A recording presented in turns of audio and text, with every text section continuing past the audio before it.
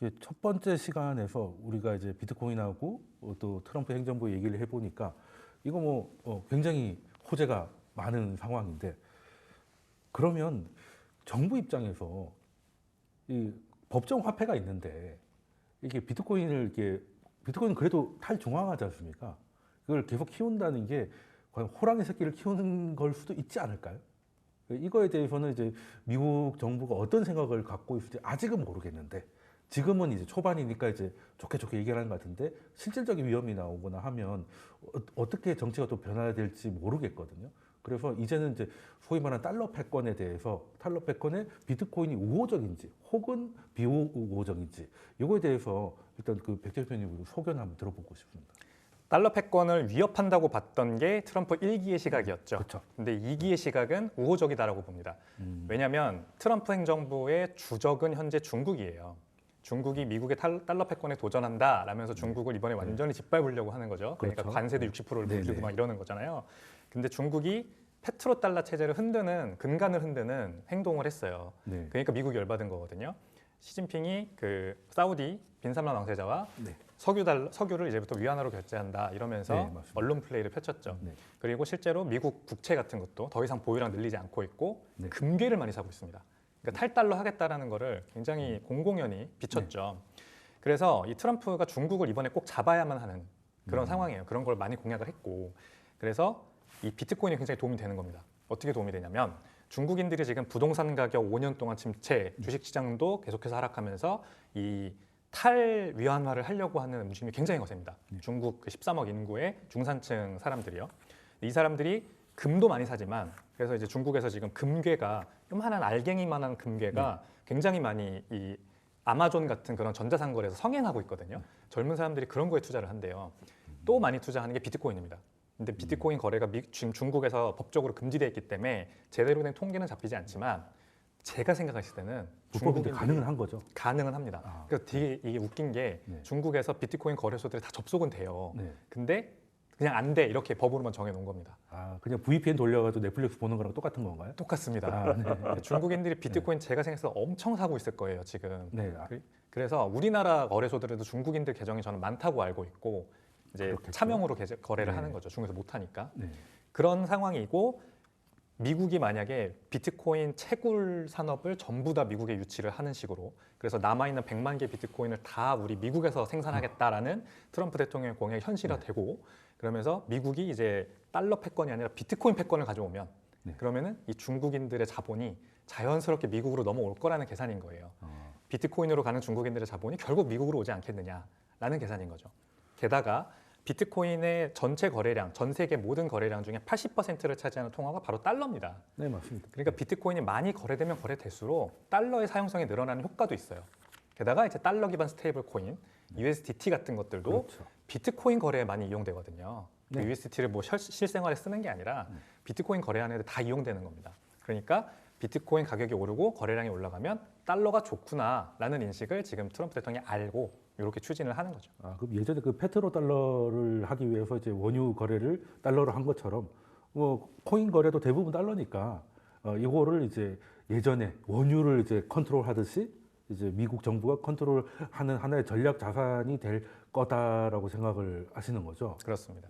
그러니까 매우 중요한 부분을 지적해 주신 거예요. 그러니까 비트코인이 이른바 달러의 지위를 위협하는 수단이 아니라 달러의 이 존재를 오히려 더 공고하게 해줄 수 있는 수단이다. 이렇게 판단을 한 거예요. 비트코인조차 달러 없으면 못 산다. 그렇죠. 네. 그러니까 이제 실제 금도 마찬가지로 우리가 금 거래할 때도 사실은 달러하고 환전해서 사실상 우리가 골드를 이슈를 하는 것처럼 그러니까 사실상 그 범주 내에 있다라는 걸 확인한 이상 자칫 잘못하면은 이 주도권을 중국이나 러시아에 뺏길 수 있단 말이에요.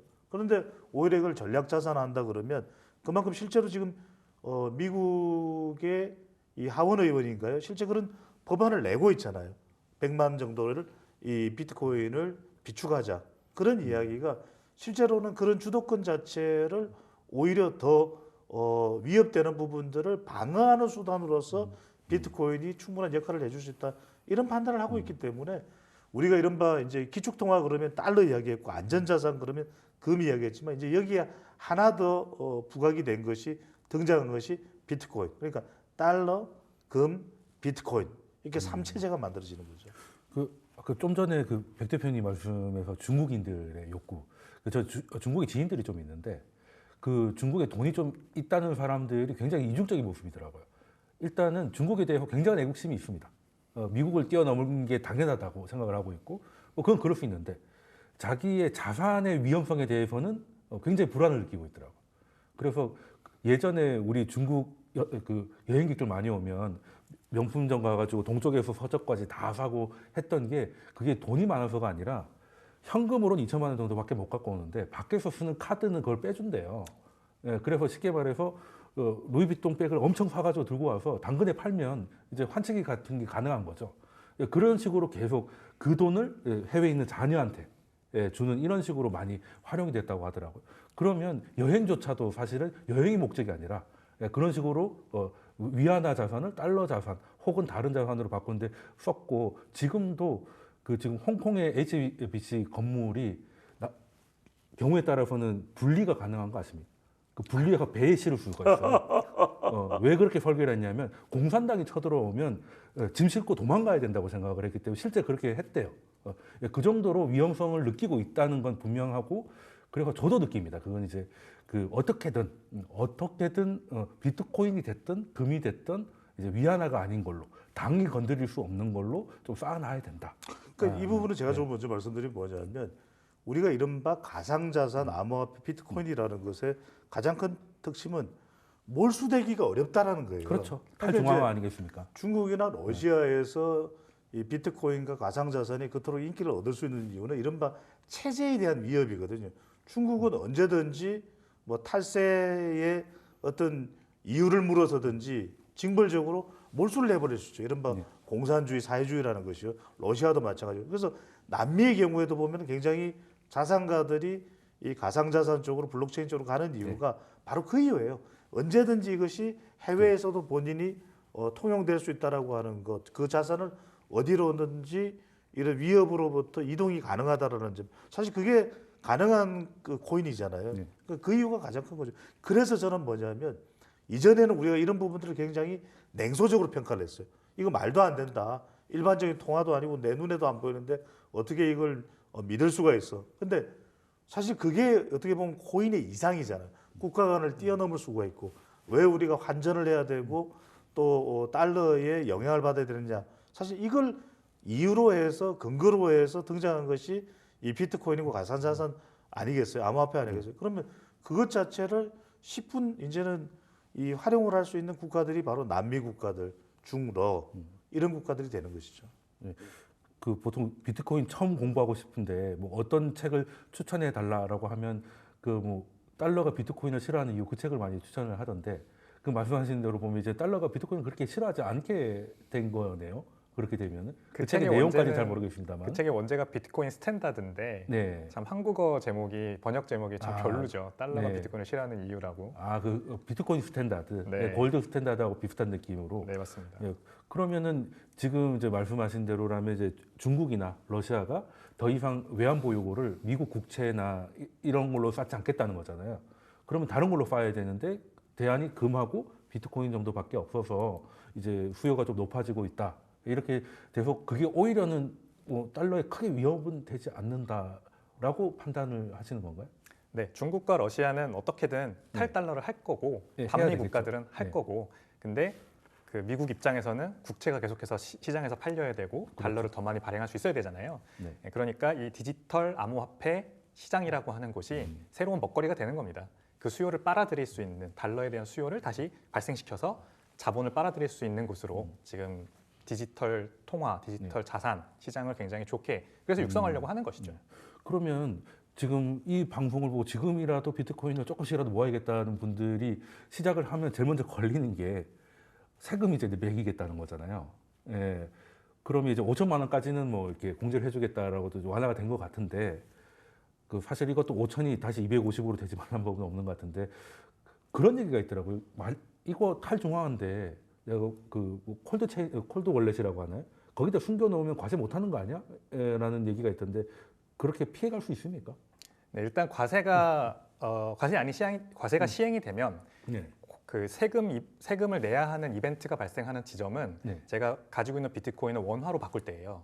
네, 매도할 때. 매도할 네, 때입니다. 그러니까 원화가 제 수중에 다시 돌아오면 수익이 실현됐다고 네. 보는 거죠. 그렇죠. 그래서 제가 비트코인을 사서 개인 지갑 콜드월렛에 넣어놓는 것 자체로는 과세를 할 방법은 없습니다. 네. 만약에 그것을 해외 자산으로 신고하지 않고 일부러 은닉한다면 그리고 국세청이 그걸 알게 된다면 아마 신고해라 빨리. 내가 네. 당신의 돈이 해외에 얼마나 다 퍼져 있는지 알고 있어야 당신이 뭐 탈세나 이런 걸 하지 않을 거니까 신고를 해라라고는 하겠죠. 네, 그래서 결국 한국으로 가져와서 원화로 바꿀 때 여러분들이 그 세금을 내야 된다는 거, 내게 된다는 거, 그것만 알고 계시면 이제 뭐 비트코인을 사서 개인 지갑에 넣어놓는 거 이런 거는 얼마든지 넣어놓어도 상관없다. 이렇게 네, 생각합니다. 뭐 넣어놓는 것 자체는 뭐 문제가 되지 않고 또 그걸로 절세하는 것도 아니고. 그렇죠. 해외 주식하고 똑같네요. 그러니까 매도할 때 근데 세금이 싫어서 계속 모으다 보니까 수익이 커져서 세금도 같이 커지는 이런 문제가 있으면 이제 그 하락장에 와야 좀 팔 수가 있는 건가요? 그렇죠. 예. 근데 네. 아무래도 세금이라는 거는 네. 수익이 나면은 거기에서 이제 세금을 그렇죠. 내게 되잖아요. 네. 그러니까 5천만 원 공제 한도 넘어가면 그때부터 이제 수익이 20%, 네. 부가세까지 해서 22% 내게 되는 건데 이걸 너무 두려워할 필요는 없다고 생각해요. 저는 어차피 내가 벌어들인 것에서 네. 일부를 세금으로 내는 것일 뿐이지 돈을 못 벌면 내는 것도 없는 거고요. 네, 그렇죠. 원금 이상 세금은 없으니까. 네. 다만 여기에서 제가 아쉬운 거 네. 과세를 하더라도 당국이 과세를 하더라도 그러면 장기 투자는 조금 육성해 줄 수 있는 장기 투자를 진흥시킬 수 있는 방법으로 그 체계적인 과세를 해야 됩니다. 그냥 단일 세율로 그렇죠. 20%로 때리는 네, 게 아니라 부동산도 왜 오래 살면 양도세 조금씩 빼주잖아요. 맞습니다. 네, 그런 것도 가상자산 가능할 것 같은데. 미국도 가상자산을 1년 이상 투자하면 네. 장기 보유하면은 그때부터 세금이 낮아져요. 세액 공제 한도도 늘어나고요. 우리나라는 그런 게 없습니까? 없습니다. 20% 단일 세율입니다. 근데 지금 이제 네. 아직 확정이 된 건 아니니까요, 그죠? 네, 확정은 이제 아직 아닙니다. 네. 이 부분은 상당히 정치권의 쟁점이 될 거예요. 금투세처럼 금융투자 소득세가 폐지된 것처럼.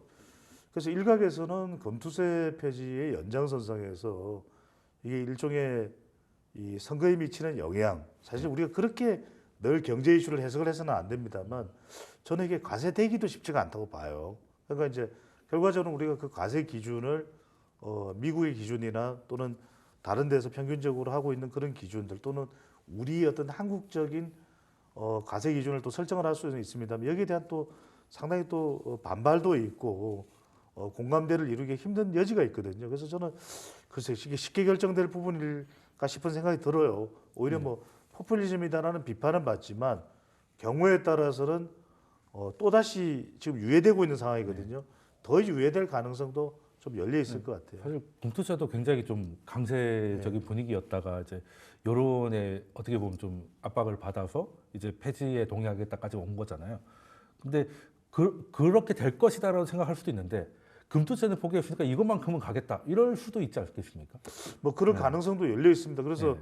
빨리 좀 결정을 해달라라는 그런 목소리들도 있고 전문가들의 의견도 좀 엇갈리기도 한데 근데 이것도 저는 쉽게 결정은 못할 가능성이 있어요. 왜냐하면 최근에 떠오른 관심이 높잖아요. 네. 그게 차라리 한 2, 3년 전에 결정을 해버렸더라면 이것이 미치는 영향은 최소화됐을 텐데 지금은 너나 할 것 없이 비트코인 눈이 동그래져요. 네. 심지어는 알트코인까지도 연결해서 그러면 이게 상당한 또 반발이 초래될 수가 있죠.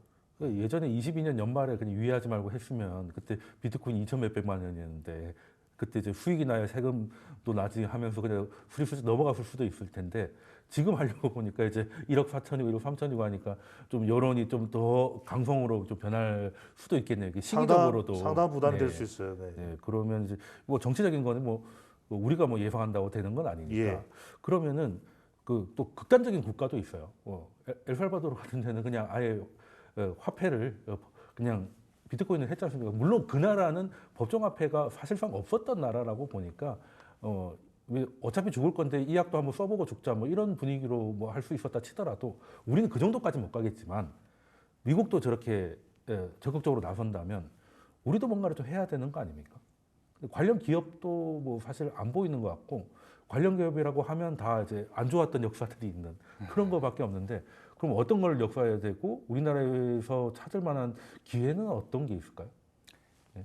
엘살바도르 얘기 잘하신 것 같아요. 엘살바도르가 법정화폐로 비트코인을 사만 덕분에 2020년, 21년 이때 이후로 이 엘살바도르라고 하는 국가의 범죄율도 급락을 하고 그다음에 관광객들이 많이 찾아오니까 관광 수입도 많이 늘어나고 네. 그리고 많은 부분 국가 GDP의 많은 부분을 차지하던 이 해외에 이주 나가서 일을 해서 그 달러를 본국으로 보내주던 그렇게 발생하던 GDP의 이 상당 부분이 이 수수료 때문에 은행 송금 수수료 때문에 많이 없어졌었어요.